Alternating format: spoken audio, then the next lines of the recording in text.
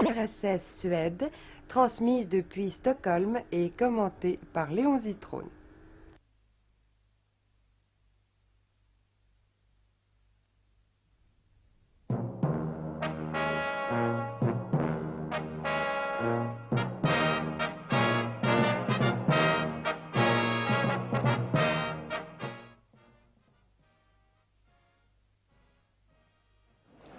Bonjour du stade de glace de Stockholm, où se déroulent les championnats du monde de hockey sur glace. Nous allons assister ensemble au match Suède, dont vous voyez ici le gardien de but Holmqvist, héros national.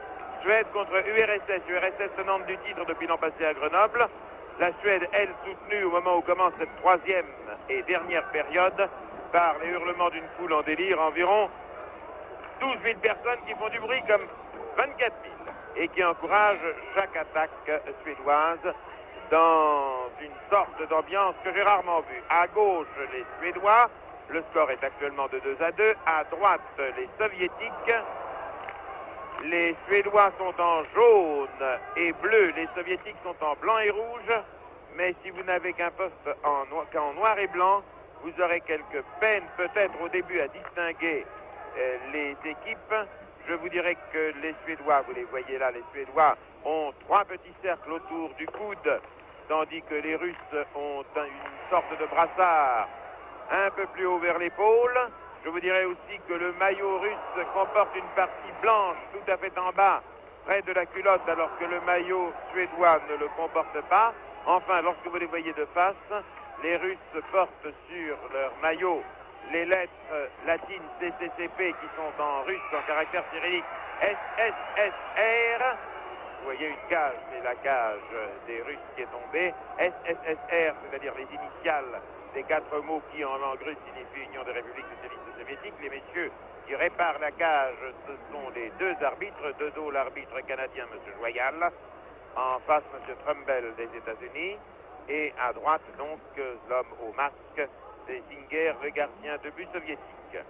Je répète donc, les Russes en blanc et rouge, et ces lettres SSSR, CCCP en somme en caractère latin, jouant à droite et tentant de marquer à gauche, tandis que les Suédois, eux, ont un maillot, vous voyez, voici le Suédois 17 Olsson de dos, leurs manches sont plus cerclées,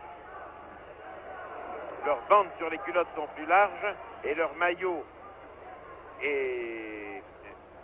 ne comporte pas en bas de franges blanches comme en comporte celui des Soviétiques. Le 11 soviétique perçoit, vous voyez, en bas de son maillot, au-dessous de l'arrêt, quelque chose, au-dessous de l'arrêt du maillot, au-dessous du cercle du maillot, encore une sorte de frange blanche.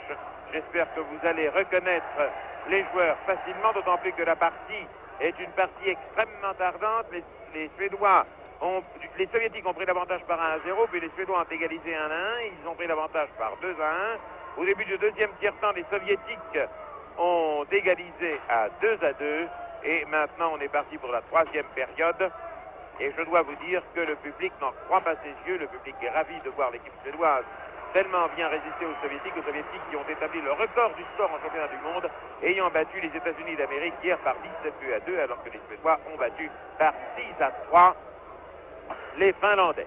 On pouvait donc penser que les Russes gagneraient aujourd'hui facilement. En réalité, je ne sais même pas s'ils gagneront, mais ce ne sera pas facilement. Engagement.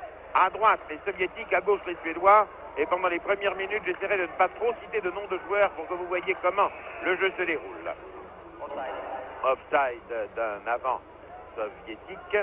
Il a pénétré au-delà de la ligne bleue de la ligne de défense des Suédois avant que le palais y fût. Et c'est pourquoi il y a un engagement. Vous voyez ici le soviétique à droite et les Suédois à gauche. C'est le soviétique Maltsev qui engage contre Johansson. L'arbitre a mis le palais. Les Suédois dégagent, tentent tout au moins. Les Soviétiques n'y parviennent pas, offside encore. Les arbitres sont terriblement tatillons aujourd'hui sur les offsides. Ils surveillent réellement la position des patins des joueurs au millimètre près. Ce qui a pour désavantage, à mon avis, de hacher un peu le jeu. Et j'ai vu au cours du premier et du deuxième tiers-temps des offsides qui, ma foi, n'auraient peut-être pas dû être sifflés. et l'enjeu est gros. Attaque russe par l'aile droite. Maltsev. Les Suédois dégagent. Les Russes sur le palais. Loutchenko à Tirtsov. Les Russes vont tirer. Non. Choisissent de dribbler. Coup de crosse retourné le long de la ligne de but. Et c'est pourquoi l'attaque soviétique a fait long feu. Tirtsov. Tirtsov qui fut le héros de l'équipe soviétique à Grenoble. En avant comme ça, sans que ça donne de résultats.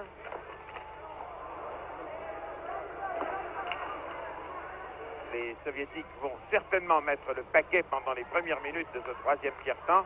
On joue depuis 2 minutes 6.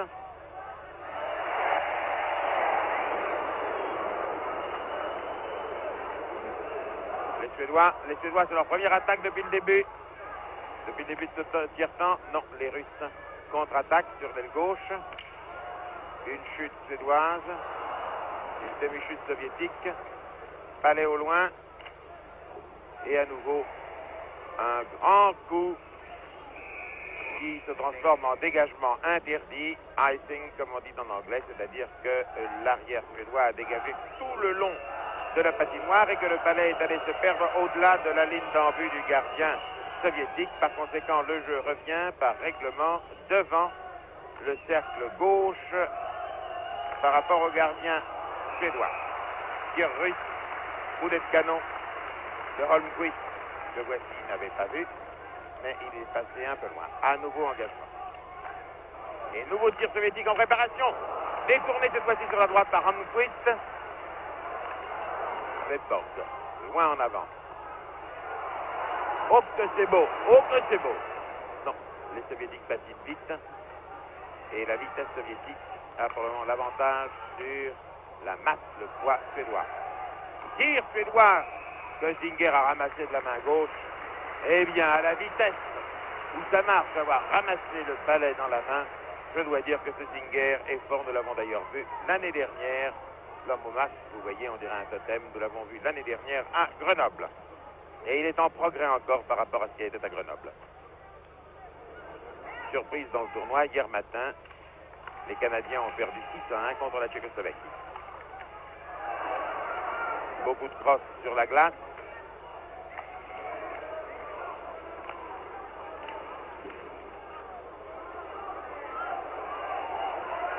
Les Soviétiques repliés. J'espère que vous commencez à les reconnaître. Les maillots soviétiques ont un brassard en haut de l'épaule. Les maillots suédois ont 3 petits cercles au coude. Les Russes tirent et ça n'entre pas. Nouveau tir russe qui n'entre pas. Tout ceci manque un peu de précision. Là, le tir russe était complètement sur la droite. C'était inutile. Défense suédoise. Les avants suédois ensemble. Passe à droite. Repli de Carlson. Tire parallèlement à la cage de Zinger.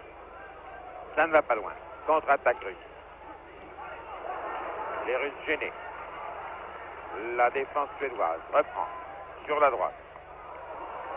Oh là là, le 14 suédois Sterner a raté son coup, comme quelques débutants de golf ratent le coup du club sur la petite balle. Attaque russe.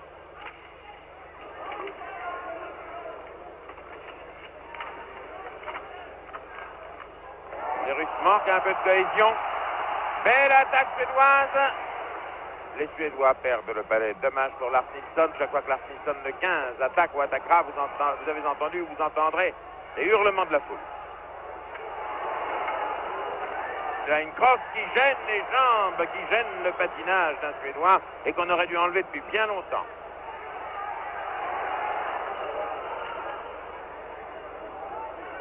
Le jeu va d'un point à l'autre de la patinoire. Depuis 5 minutes 9 que l'on joue, on ne peut pas dire qu'une équipe soit meilleure que l'autre. Tout de même, les Soviétiques sont un peu plus rapides. Les Suédois plus massifs. Tir! Non! Oh là là, il y a un Soviétique qui s'est trouvé là juste au moment du tir de Johansson. Beau jeu entre les gens qui sont déjà un peu fatigués. Gary mène ce rythme infernal depuis plus d'une heure. Aucun patin qui s'est trouvé au mauvais endroit. Le public soviétique hurle, voudrait voir une sanction de l'arbitre, mais l'arbitre ne s'en laisse pas compter. Je dois vous dire que pour garder la tête froide dans ce stade de glace, c'est-à-dire à Stockholm, ce n'est pas facile. Espérons pour l'arbitre canadien et l'arbitre des États-Unis qu'ils ne comprennent pas un mot des hurlements de la foule suédoise. Palais injouable contre la balustrade. Quand ils sont de face, ces jeunes gens, vous voyez bien les trois couronnes suédoises à gauche, vous voyez. Et puis les Russes à droite, où vous reconnaissez les lettres sur le devant de leur maillot. Mais je dois dire que tous les reporters ici ont protesté contre le fait que la Ligue internationale de hockey sur glace n'ait pas eu le pouvoir nécessaire pour imposer aux joueurs, joli arrêt de Zinger, pour imposer aux joueurs de changer de maillot. Il aurait dû y avoir une des deux équipes en maillot clair et l'autre en maillot foncé. Ce n'est tout de même pas le diable de changer de maillot, ça ne doit pas les gêner. Et les Russes auraient eu un maillot noir ou un maillot rouge au lieu d'un maillot blanc, nous y aurions bien mieux vu.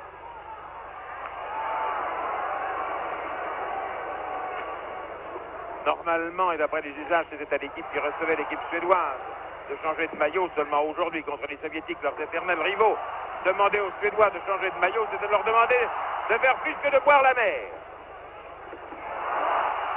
Les défenseurs soviétiques se mettent à jouer un peu dur. Il est vrai que l'énergie suédoise est magnifique. Les Suédois attaquent tout le temps. Nouveau tir que Zinger ramasse, repasse à un des arrières, petit coup à Virkov, lequel trouve un arbitre sous ses pieds. Passe en arrière joliment au 18, Maltsev. Mais l'arrêt de Holmqvist a été parfait. Le gardien de but suédois Holmqvist est un garçon que l'on aime beaucoup ici. Il est né en novembre 42, il a donc 27 ans, il est soldat, il a 1m76, il pèse 74 kilos. Il a été sélectionné comme il a été nommé élu le meilleur junior suédois de 61-62 et depuis il a fait une merveilleuse carrière puisqu'il a été 107 fois international jusqu'au début de ses championnats. C'est son 109e match international. 109. Qui dit mieux? Les Russes vont tirer dans le but suédois. Oui, oui, oui, oui, et ils ont marqué. Et devant vous, Starchinov, le 8, au moment même, regardez là, comment ça s'est passé, c'est le magnétoscope, voilà, vous voyez, voilà, au ralenti, et au moment même où nous disions que les Russes allaient tirer dans le but suédois, ils ont tiré parce qu'ils ont eu là une demi-seconde. Pendant une demi-seconde, la tranche de glace comprise entre le palais de Starchinov et le but de Holmqvist a été libre. Starchinov a bondi dessus. Nous connaissons Starchinov, nous l'avons vu jouer de longues années, notamment l'année dernière. Il a été excellent à Grenoble. Et les Russes ont pris l'avantage 3-2.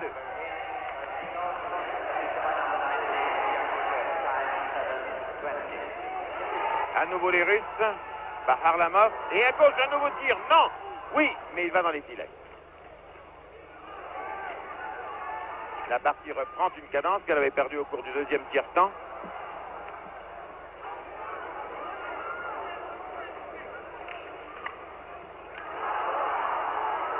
Les Suédois tirent, mais les Soviétiques dévient. Palais injouable. Il est d'ailleurs dans l'angle mort pour les caméras du réalisateur de la télévision suédoise.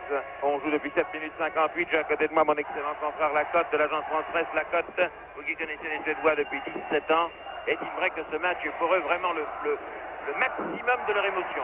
Oui, évidemment, parce qu'il y a tellement longtemps qu'ils ont été battus par les Russes que si pour une fois ils arrivaient à les battre, et si ils ont mené au début, ben, ça serait vraiment l'explosion. Zinger est sorti de la cage.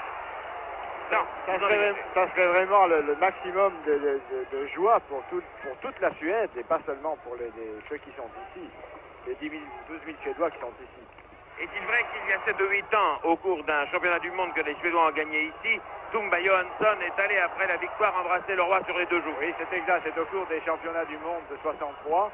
Et il s'est précipité au moment où il devait recevoir les félicitations du roi. Il l'a embrassé, il l'a pris par les bras, il était tellement heureux. Et toute la Suède, et le roi d'ailleurs aussi avec lui, je pense. Merci, cher Lacotte. C'était mon confrère Lacotte, correspondant à Stockholm. Le lancement souhaite. Tir suédois. Non. Non. Non. Non. Non. Beaucoup de joueurs sur le terrain.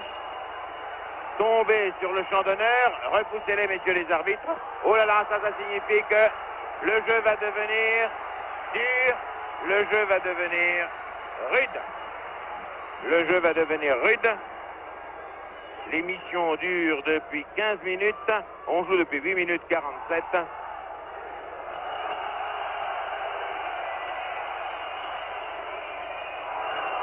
« 3-2 pour l'Union soviétique, qui a déjà battu les États-Unis par 17-2.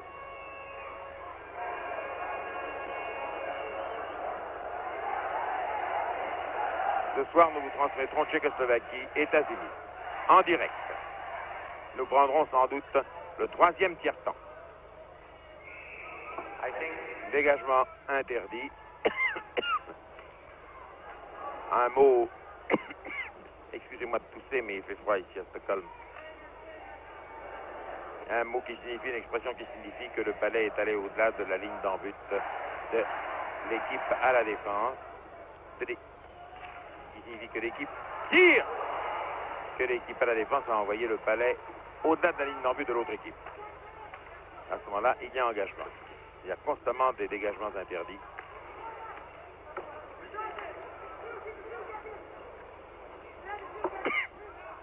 Les Russes se sont repliés. Luchenko, avec l'aide de la balustrade et du Seigneur. Et à nouveau, ça a été un long dégagement. Icing, dégagement interdit. Cette espèce de règle que je n'aime pas personnellement au hockey sur glace. Parce que de ces palais qui traversent la patinoire, qui vont au-delà de la ligne d'en-but adverse et qui font revenir le jeu comme il va revenir maintenant ici, devant les buts suédois, ma foi, je n'aime pas ça. Il y a là, je pense, une amélioration à apporter. C'est l'arbitre canadien Joyal qui va faire engager de dos le 10 suédois, Nygren, 1m79, 73 kg, 38 fois ici dans l'équipe nationale, et il est peintre. 3-2 pour l'URSS. Les Suédois tirent. Non. Oh, Singer a arrêté. Oh, formidable. Formidable. Une partie de jeu d'une pureté merveilleuse. Ce tir de la gauche de la part d'un avant suédois qui devait être Sterner. Il l'a repassé à Nygren. Nygren a tiré. Mais Singer est tombé à genoux. Et en tombant à genoux, il a arrêté le palais au 100 millième de seconde.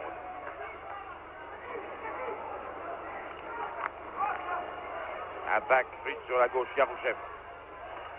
En arrière, tir russe. Passe à côté de la cage à Holmquist. Nouveau tir. Holmquist s'arrête encore. C'est un festival. C'est un festival réellement de très beaux arrêts de la part des deux gardiens de but. Singer et Holmquist se valent. Singer a peut-être plus de détente et Holmquist plus de puissance. Cette sirène ne marque pas la fin du match. Cette sirène à 10 minutes du milieu du 3e tiers-temps marque que les joueurs vont changer. Ce sont les Russes donc maintenant qui vont aller à gauche, tentant de marquer à droite, et les Suédois, eux, qui sont à droite et qui vont tenter de marquer à gauche. Il reste 10 minutes à jouer. Je vais demander à M. Labat, qui est l'invité ici d'une des très très rares personnalités françaises venues en Suède. Vous êtes l'invité de la Ligue internationale de hockey sur glace, étant donné la position que vous occupez dans ce noble jeu. À votre avis, les Suédois remonteront-ils les Soviétiques? Ils vont pouvoir les remonter les Soviétiques à condition d'arriver à trouver une cadence plus vite.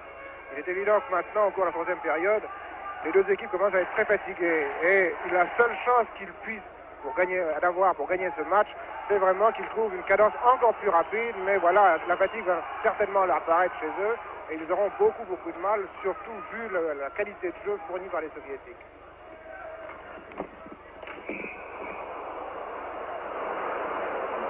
Les Russes sont maintenant à gauche, de dos le 15 suédois Lars Nilsson, la grande vedette du sport suédois.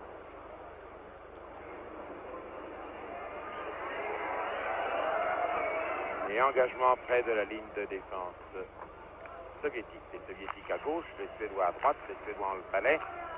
Les arrières suédois tentent de passer aux avant. Le balai glisse, passe par une forêt de jambes. Arrêt de la main de Svedberg, c'est parfaitement permis, c'est parfaitement licite. Il n'y a pas de pénalty, croyez-le bien quand on arrête de la main. Svedberg toujours seul, malheureusement.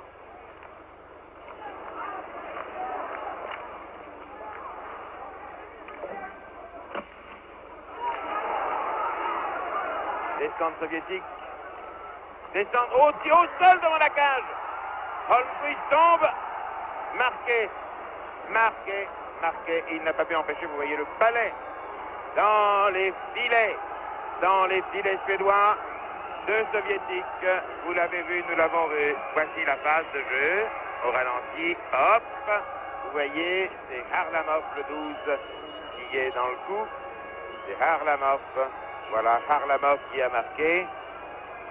Et je dois vous dire que nous les avons vus, ces deux soviétiques seuls devant la cage dégarnie de Holmquist. Cela fait maintenant 4-2.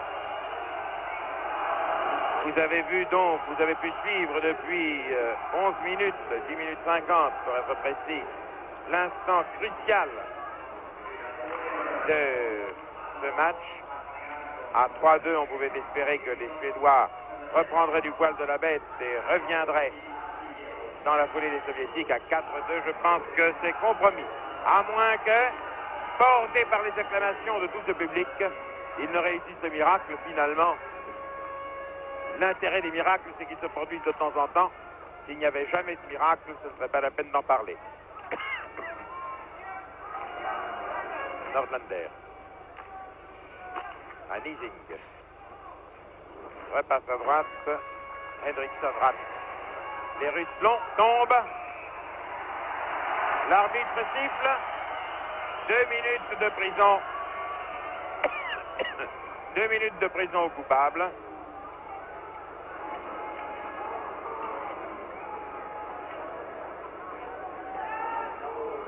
Deux minutes à Henriksson qui revient là. Vous voyez, 2 minutes à Henriksson pour avoir fait tomber le soviétique d'une manière irrégulière. Henriksson de Göteborg, 26 mai 43, représentant 1m86, 76 kg, 34 fois dans l'équipe nationale. Attention, là, les Russes sont bien placés pour augmenter leur avance. Ils sont à 5 contre 4.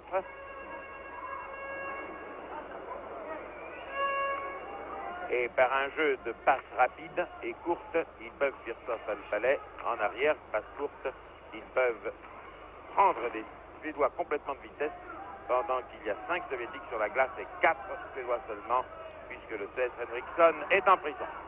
Firstov, qui n'a pas fourni une partie extraordinaire d'ailleurs. Vous voyez, les Soviétiques patinent très très vite. Ragulin tire, non, ce n'est pas précis. Maltsev. Petite passe courte, petit jeu court. Ils gagnent du terrain centimètre par centimètre. C'est ce qu'ils adorent faire quand ils sont à 5 contre 4. Tire à mi-distance. Pas précis. Passe, nouvelle passe, progression. Dommage, Maltsev le rate.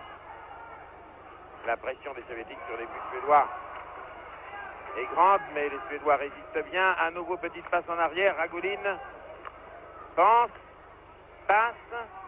Il a pensé, il a passé. Petit jeu, tir, non. Firstov attend un grand coup. Arrêté par les jambières protectrices de Holmquist. Il dégage un nouveau tir de Firstov. Ragulin à Firstov. Le 5 et le 11, c'est une des plus belles combinaisons soviétiques. 5-11, Firstov seul. Firstov repassant en arrière. Ragulin là. Ragulin en arrière, revient en arrière, repasse à droite alors qu'on pensait que tout le monde pensait qu'il la donnerait à Firstov. Nouveau tir, à petite passe. Et ça ne donne rien. La théorie ne peut rien contre la pratique. La théorie des petites passes, si Firstov là peut-être. Repasse à Ragulin, qui retire. Non, c'est toujours la même formation. Firtov et Ragulin un peu en arrière les autres, et leurs 3 autres hommes en avant. Les Suédois ont enfin le palais, le lance loin, derrière la ligne, dégagement interdit.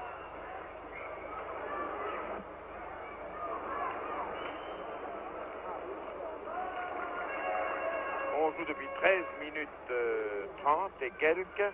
Notre émission, elle, dure depuis 25 minutes.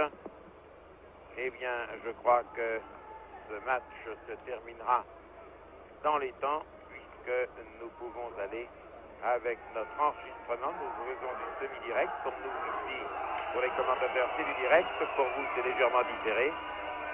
Je pense qu'avant la fin du temps qui nous est imparti, par la grille des programmes, vous aurez vu la fin de ce match. De ce très beau match où les Suédois, dans toutes les positions, par terre ou debout ou à genoux, défendent leur but tant qu'ils le peuvent, mais la fatigue commence à faire son œuvre, chute là-bas, oh là là, pourquoi? Mais non, mais non, mais non, mais non, mais non, mais non. Holmquist, mais non, monsieur Holmquist, je ne pense pas que Mikhailov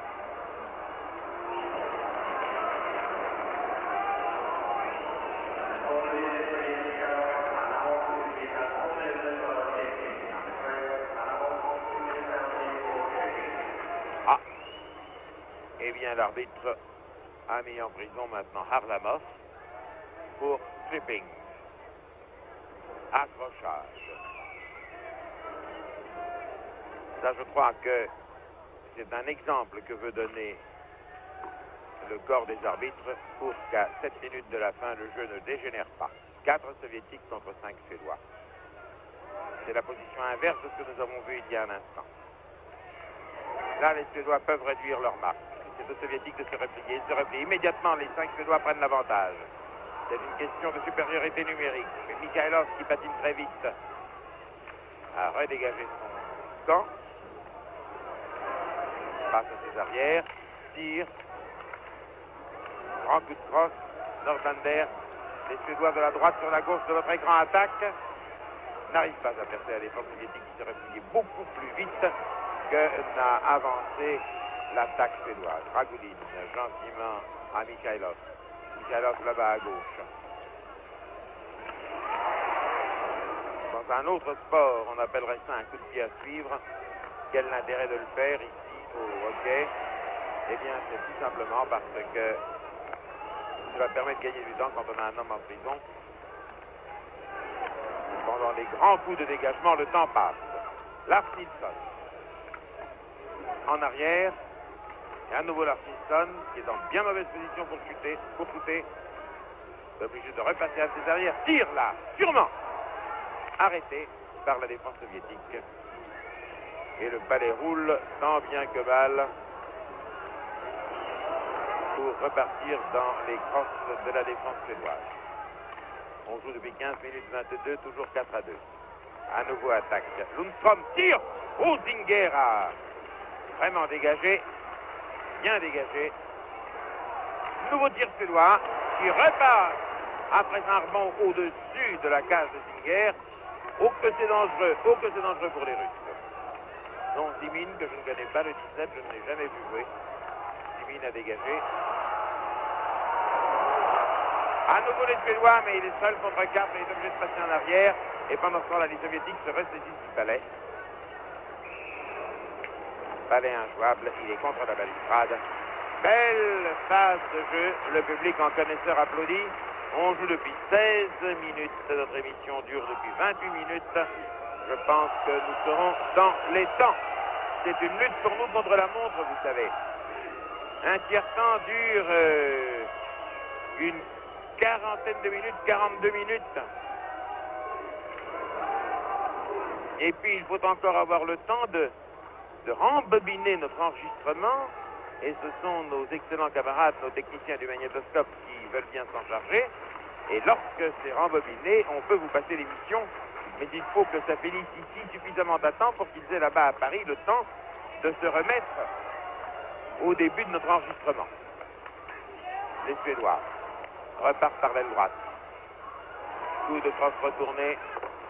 Mais voyez-vous, je crois que les Suédois n'ont plus le moral. N'ont plus le moral. Et ne pour... Les Soviétiques sont d'ailleurs à nouveau 5 sur le terrain. Les Soviétiques n'ont plus qu'à jouer la défense. Vous les avez vus marquer 2 buts qui sont les buts de la victoire. Tir suédois. Le public va être horriblement déçu. Mais les Soviétiques, il faut bien dire, sont champions du monde depuis 6 ans.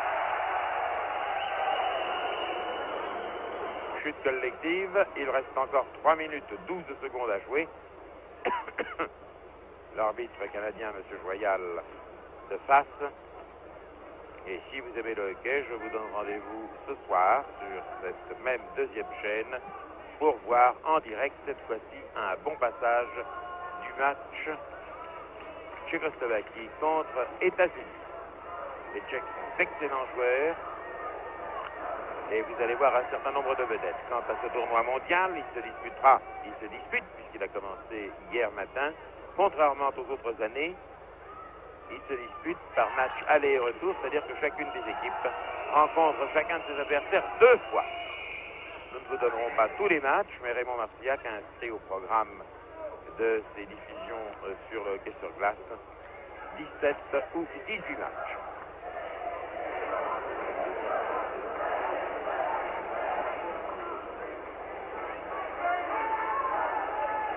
Engagement près des buts soviétiques. On joue depuis 17 minutes.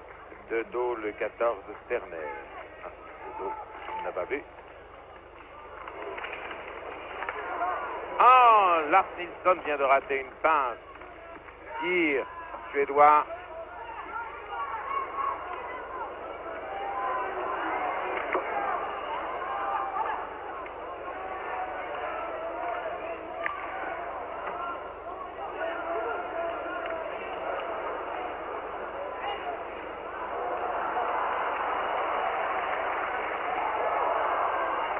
Les Suédois n'osent pas tirer. Allons, Sjöberg face à Lars Nilsson. Le public est peut-être satisfait que Lars Nilsson ait eu le balai un instant, mais les Russes en ont profité pour le lui enlever. Offside en avant russe, l'arbitre n'a pas sifflé. Ça, l'arbitre n'a pas vu que le russe, le 13 russe, était offside, Mikhailov. Lars Nilsson a encore une fois le balai. Dribble toute la défense soviétique. Passe au 12, Johansson qui tire et reprend le palais. À nouveau Johansson. Sterner. À droite. Et c'est le joueur qui rentre dans la cage adverse. Mais un joueur qui rentre dans la cage, ça ne compte pas. Il faut que ce soit le palais qui soit rentré. On joue depuis 18 minutes 12. À nouveau le 14. Dernière attaque suédoise. Les Suédois pressent les Soviétiques sur leur but. Zinger sort de la cage, ramasse avec la main gauche en tombant. Et tout le monde tombe comme ça, on tombe un petit peu les uns sur les autres. Si je me réfère à ma fiche, le 3 pèse, mon Dieu combien il pèse ce 3 Ragouline, 100 kilos. Kouskine pèse 88 kilos, autrement dit le gardien de but, Zinger a eu 188 kilos de bon poids soviétique sur lui, plus le poids du Suédois qui doit faire pas loin de 100 kilos, ça fait 280 kilos. C'est ce qu'on appelle un homme qui ne se laisse pas écraser par le poids de la fatalité. Nygren de dos pour la Suède. Et Firsov, l'un des meilleurs soviétiques pour son pays. Les Suédois pressant toujours à 1 minute et demie de la fin les filets russes. Balai injouable. Où est-il? 4-2. La Russie va prendre la tête de ce championnat avec 2 victoires sur 2 matchs. Mais elle peut être rattrapée ce soir par la Tchécoslovaquie, qui a remporté hier une victoire facile sur les Canadiens et qui devrait, à mon avis, battre les États-Unis ce soir.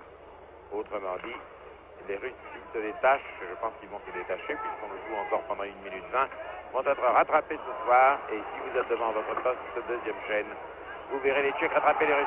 Nouvelle attaque suédoise, non, rien à faire, Bigulov dégage.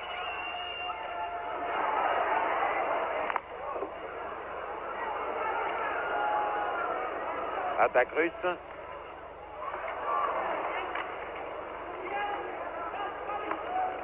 Défense suédoise.